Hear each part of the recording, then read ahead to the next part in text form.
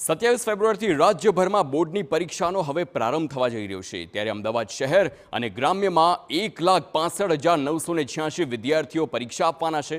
શહેરમાં 69 કેન્દ્ર અને ગ્રામ્યમાં 67 કેન્દ્ર પર પરીક્ષા યોજાશે, જેમાં 322 બિલ્ડિંગમાં પરીક્ષા અને તમામ વર્ગ સીસીટીવીથી સજ્જ કરવામાં આવ્યા। તમામ કેન્દ્રો પર સીસીટીવી સુપરવાઇઝર મૂકવામાં આવ્યા છે।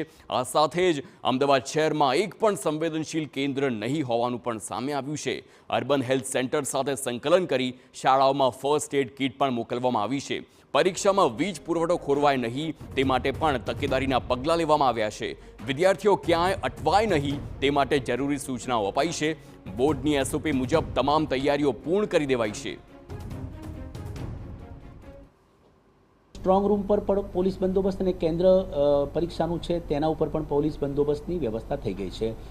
વીજ પુરવઠો પરીક્ષા દરમિયાન જળવાય તે માટે માનનીય અધ્યક્ષશ્રી દ્વારા યુજીવીસીએલ અને ટોરેન્ટ પાવર સાથે પણ તે દિવસે જે સૂચનાઓ આપી તેના પ્રમાણેની વ્યવસ્થાઓ થઈ ગઈ છે। વિદ્યાર્થીઓના આરોગ્ય માટે ખાસ કરીને આરોગ્ય સાથે અર્બન હેલ્થ ઓફિસર સાથે તમામ જે હેલ્થ સેન્ટરો છે ત્યાં આગળ સૂચનાઓ અપાઈ ગઈ છે। એસટી, બીઆરટીએસ, એએમટીએસ એમને પણ સૂચનાઓ આપી છે। વિદ્યાર્થીઓનો સમય પણ ક્યાંય જે બગડે નહીં તે પ્રકારે તેઓ સમયસર પહોંચી શકે। તો આપને જણાવી દઈએ, વિદ્યાર્થીઓ શાળામાં ઇલેક્ટ્રોનિક ગેઝેટ ન લઈ જાય તે માટે દરેક શાળામાં 2 નોડલ ઓફિસર તૈનાત કરવામાં આવ્યા છે। પરીક્ષાના દિવસે તમામ વિદ્યાર્થીઓનું સ્વાગત કરવામાં આવશે કે જેથી તેમને કોઈ ભાર ન લાગે। સાથે જ ગેરરીતિ રહિત વાતાવરણમાં શાંતિપૂર્ણ રીતે વિદ્યાર્થીઓ પરીક્ષા આપી શકે તે પ્રકારે આયોજન કરવામાં આવ્યું છે।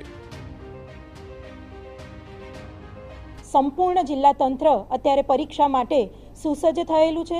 અમારા વિદ્યાર્થીઓ ગેરરીતિ રહિત વાતાવરણમાં અને શાંતિપૂર્ણ રીતે પરીક્ષા આપે તેવું આયોજન થઈ ગયેલ છે। તમામે તમામ કેન્દ્રો સીસીટીવીથી સુસજ્જ કરવામાં આવ્યા છે। વધુમાં આ વખતે બોર્ડમાં આપવામાં આવેલી એક નવીન સૂચના મુજબ તમામે તમામ કેન્દ્ર ઉપર અમે સીસીટીવી સુપરવાઇઝર મૂકેલા છે, એટલે કે એક સ્વતંત્ર વ્યક્તિ સતત સીસીટીવીનું નિરીક્ષણ કરશે।